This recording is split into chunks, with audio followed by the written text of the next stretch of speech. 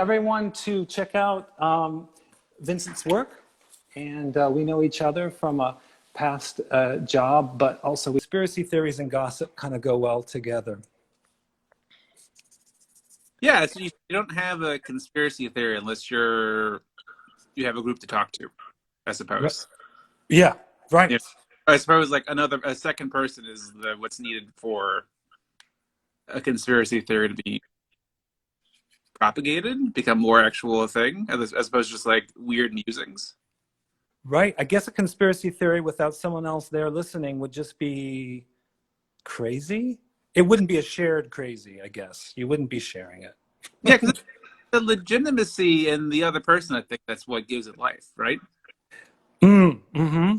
I 'Cause like that. What I like about that is this idea that it's not just an individual, but actually it's like a group process that needs to happen. So there's something, not to say that conspiracy theories are positive, but they do bring people together. which is like the thing is the one of the biggest takeaways with this, with like what's going on uh, in the world at large. Is sort of, like there's a lot of like hay being made, like oh, people home alone with like connections, and a lot of these other sort of more conspiracy minded ideas are out of that. What do you Right. thought about that? And so for me, I felt like there was a relationship between conspiracy theories and then like Murder, She Wrote and Columbo. And I was kind of trying to be just funny, but for a long time, I spent years watching Murder, She Wrote. And it was because, if you couldn't figure out life, well then, J.B. Fletcher could always figure it out. But the conspiracy theory related to J.B. Fletcher is that every town she goes into seems to have a murder. And so there was one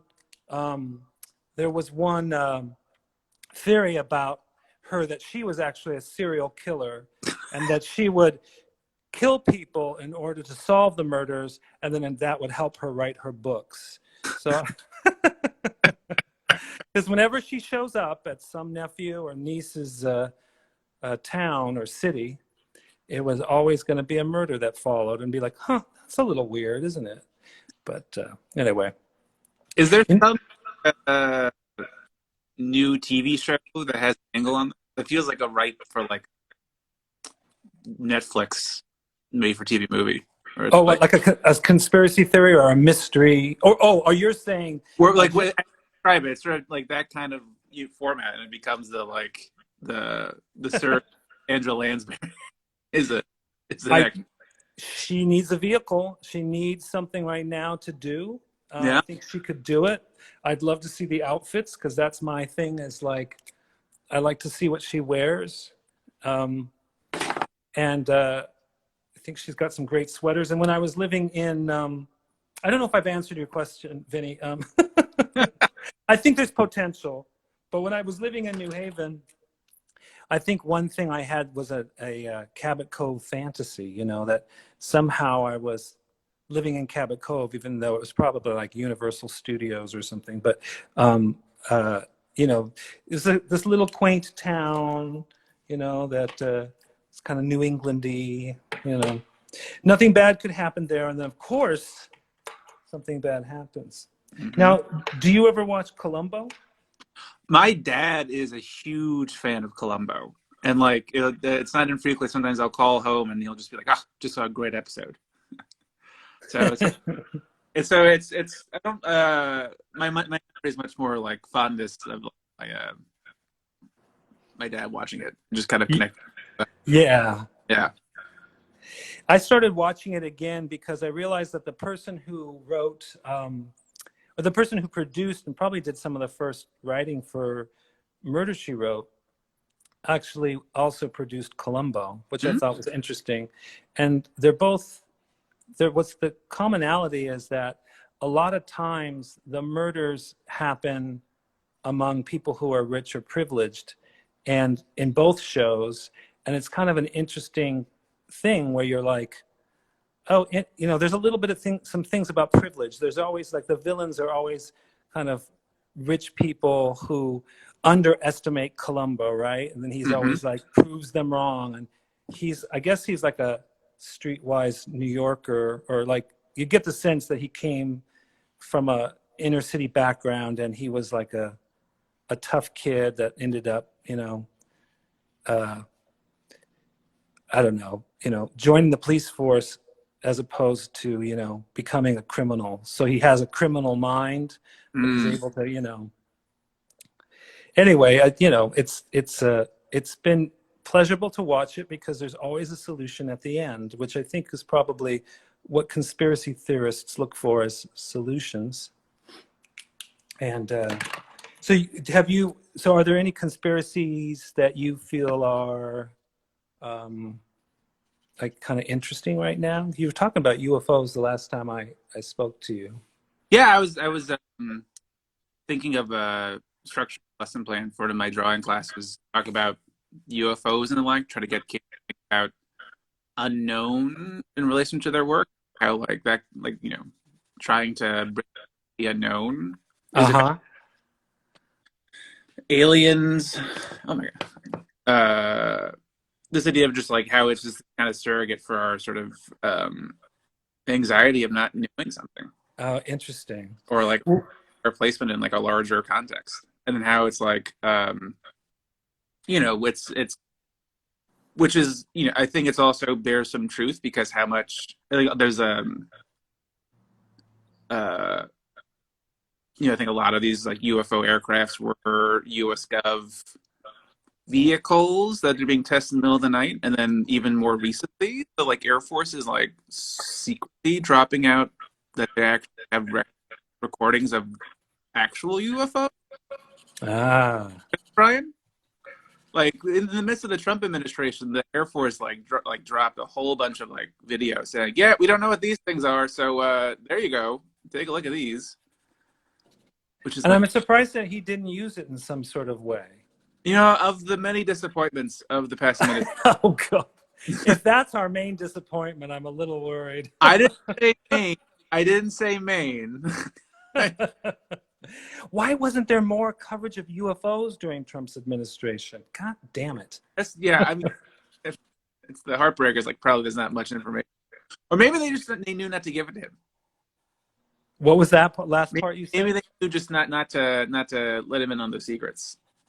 That's right. Maybe, yeah. For who knows what was going on? I mean, that's another mystery to me. Although I guess the thing that's interesting about the time period we just came out of it was all very straightforward in terms of, he didn't do anything out of character, and I don't think the people who voted for him did either. Which is 7 million people would vote for him again. Is that right? Anyway, it kind of makes me think if those 7 million people also are interested in conspiracy theories, then in some ways conspiracies become realities, right? Because enough people believe in something, it becomes real. I was watching this Adam Curtis. Is this guy? You like him? Yeah. I just finished watching Can't Get You Out of My Head, which is on YouTube. So if anyone's listening, I'd recommend seeing it. It's about 6 episodes that are about an hour and a half each. Yeah, I just finished watching it as well. I think there was one of the episodes was saying that talking about just the onslaught of information that we have because of social media and the like. How there's an interesting parallel with how modern AI is basically developed by these computers. A lot of information, letting them kind of determine pattern and code, and sort of what's happening to us. Oh wait, you're going in and out a little bit in terms of your voice. Sorry. So you're having some fallout there. Would you mind repeating that? I'm sorry. How much did you lose of me? The last sentence. Oh, so just basically how like AI computers are using to like way they or sort of they figure out how AI works. It's like, oh, you give a computer a lot of information. So it's not like a logic puzzle. They just like give a computer information and it'll develop pathways for intelligence. And more or less what's happening with us and conspiracy theory with all the information we have out there. So they look for like this idea of seeking a pattern. Oh, interesting. Yeah, I see what you're saying. And that was a huge I don't know, that really registered with me. Yeah, that somehow these conspiracy theories are actually people in some ways imitating algorithms in their own way, maybe, you know, that and that they develop out of this pattern seeking. That's interesting. There was a lot of things that I felt like he talked about that he just touched upon, you know, and then kind of moved on because there's so much going on, and they're very psychedelic, you know, documentaries. One of the things that was kind of an interesting experience that I had, I'm not going to go into too much because I don't want to leave it open to trolls, because I have been trolled in the past based on a conspiracy theory. But in Washington, D.C., there was something called Pizzagate. Yes, yes. And that was affected people I knew, and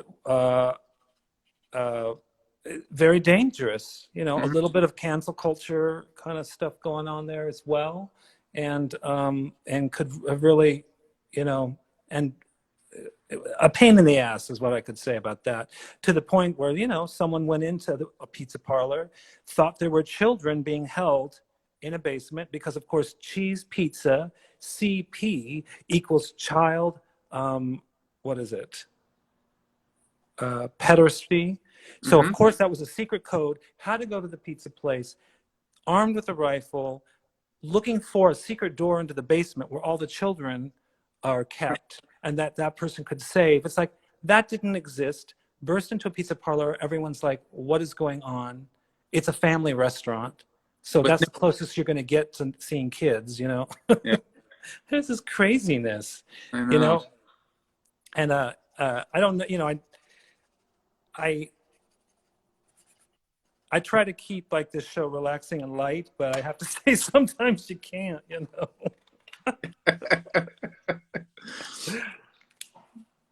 Yeah, I mean, that was so, like, that pizzeria was like my partner was like, you know, because she grew up not too far out at South DC, so to that spot, I was just like, oh, it's a good like pinball restaurant. I know. And, you know, it had rock groups in there, so maybe that was decadent. There were gay people that were associated with it, you know. Who knows? You always wonder, like, where is the fear really coming from? Because I have never been afraid of a pizza. They're delicious. Save for Chicago style pizza. Okay. What now? We're talking pizza here, so we're talking Chicago style pizza is the best pizza. Is that what you're telling me? No, I'm saying the opposite, where it's like that's a casserole. Oh, it's a casserole. Now, what is your feeling about in terms of like, does pizza? What's the most important ingredient in pizza? Is it the cheese? Is it the crust? Is it the sauce? I mean, I know all of them are important, but what is the foundation for a good pizza? That's a good question. I think because like the boring answer is like all of them, Ryan. You need all good things for it to be. Of course, yes, it's a whole I, thing. Yeah. I think if like the crust and the dough is really awful, you can't really recover from that. No. I think. Yeah. And I would put the sauce in a close second. Right. Because that could be really like acid. It could be really acidic. Right. Or yeah, right. Or way too much garlic, where it's like basically soap. Yeah. I feel the same about the crust. You know, when I was a kid, we had something called Zeppi's Pizza, and Zeppi's Pizza was a pizza joint in the small beach town I lived in, and their style was this kind of like square pizza that was deep dish.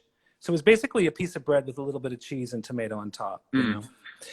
And I thought, oh well, that's pizza, until I, you know, started to eat other kinds of pizza and realized, oh, it's really mainly just for me, the crust has to be crisp, you know, not like a cracker. We're not talking a cracker here. No.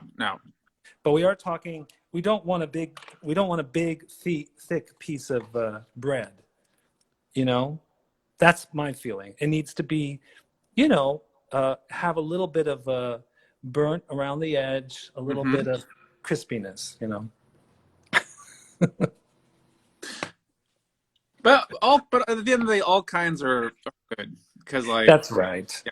all kinds are good. I mean, like speaking of New Haven, there's one joint that like probably had effectively not good pizza, but right, the amount of money I spent there, I should be seen as like a a voting shareholder. Stock.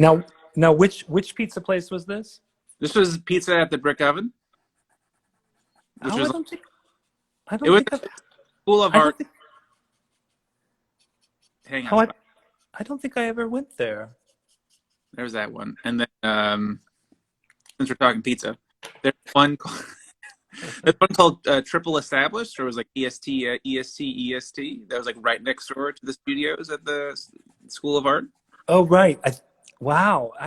You know what? I went to the bougie ones, I think.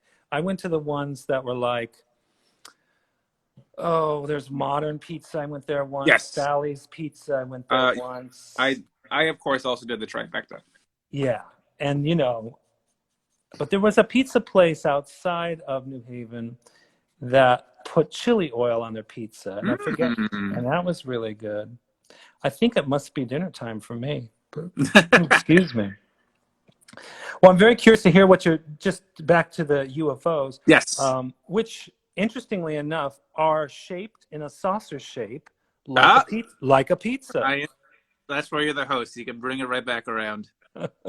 This is what my college education got me, was the ability to make really good, smooth transitions. Yeah. So, are you teaching? You're teaching now. I am teaching. Yeah, I've been teaching at Fordham University for the past almost 4 years. Mm-hmm. Do you and yeah. Do you find that your students are interested in conspiracy theories and or have they don't talk about them? It never really comes up, I think, it's curious. There's definitely like a certain what am I trying to think? What am I trying to say? Oh, I just want to also, just while you're thinking of that, I want to tell you that when you doodle and you also try to talk, it's kind of hard to do both. So I understand. I find that my vocabulary kind of jumps down into like 8th grade level. And you have a fantastic arm. I use my other hand to hold up. I know. So you are definitely doing a lot of multitasking. Yeah.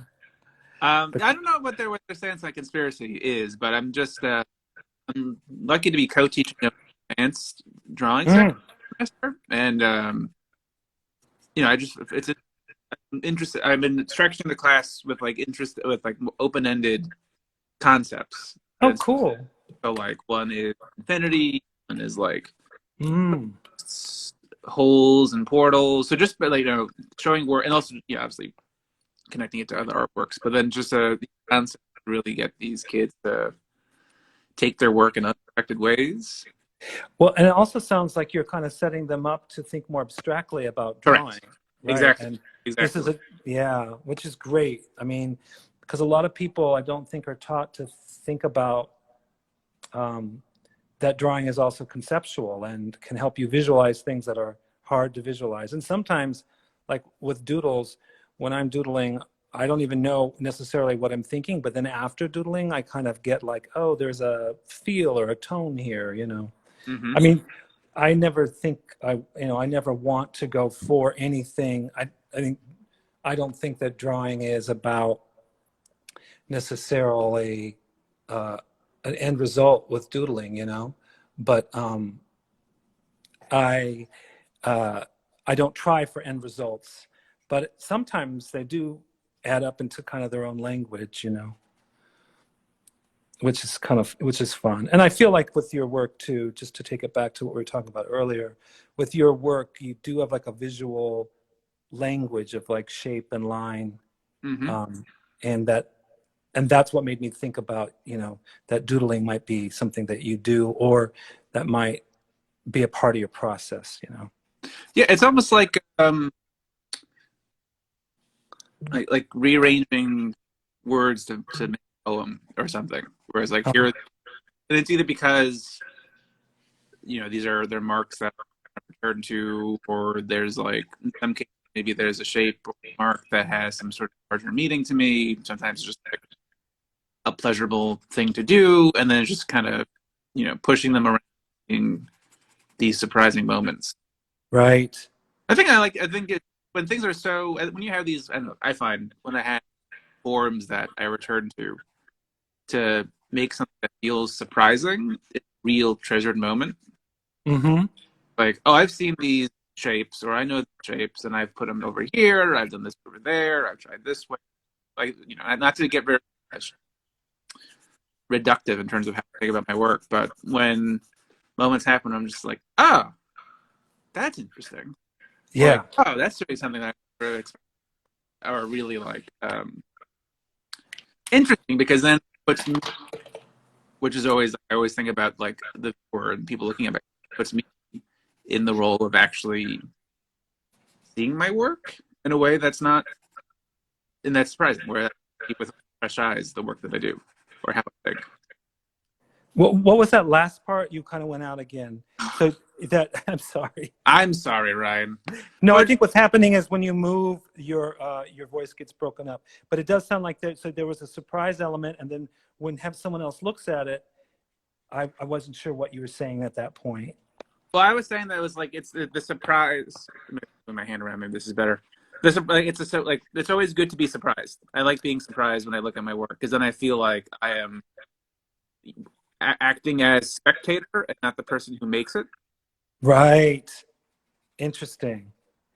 Yeah, and going back to this idea of surprise, I think murder mysteries, Oh, transition, murder right. mysteries are about being surprised with either the motive Mm-hmm. for the like the person who's a murderer being surprised by the identity of the murderer, or with that would be Murder She Wrote, or Right. with Columbo being surprised at the twist that allows him to catch the murderer we already know has committed the murder.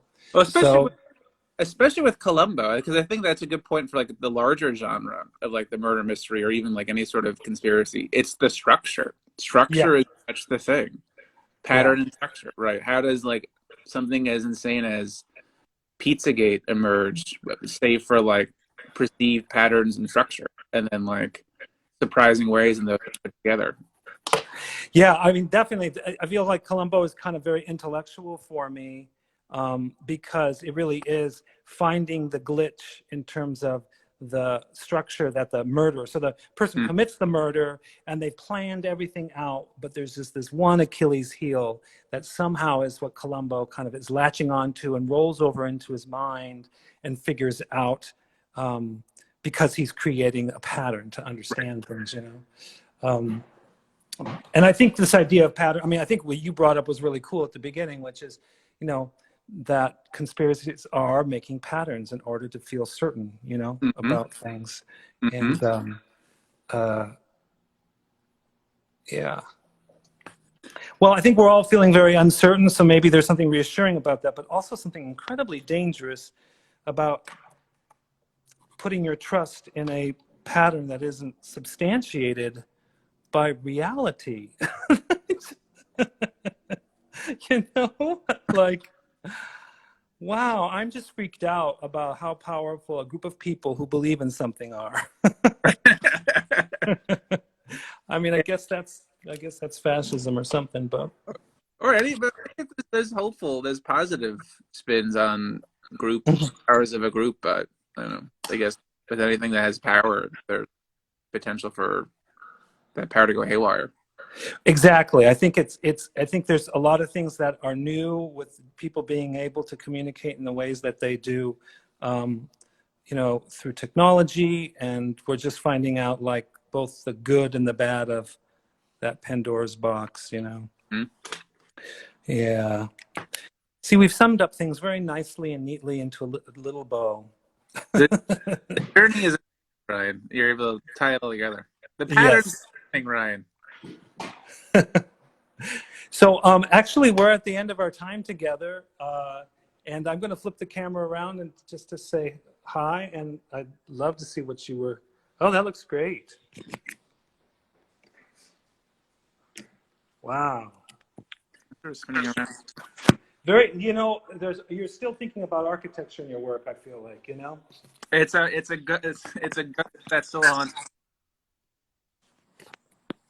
Yeah. Well, folks, it is that time of the night where we're done, and I hope people had a good time drawing together. It was great drawing with you, Vinny. It's just great to reconnect and talk, and I think your work is beautiful, and I hope people go and look at it. As well as thanks everybody for joining us. This is the way that we create community without creating damage, maybe. And I really enjoy doing these on Friday. So let me see. So one of the things I wanted to talk about was next month, which is that next month in March, I'll have 4 more weeks planned, and I'll post that next week. And more strange topics that we hope are interesting for you. So anyway, please stay tuned, and thanks for joining, and thanks for chatting and talking to each other during this. And thank you very much, Vinny. It was my pleasure. We'll have to do it again, and yeah, I think it's probably later there for you. So hopefully you've gotten some dinner. That's the next step. Otherwise, there's pizza. Absolutely, yeah. All right, everybody. Thank you very much, and have a good night. And see you next week, next Friday. Bye-bye.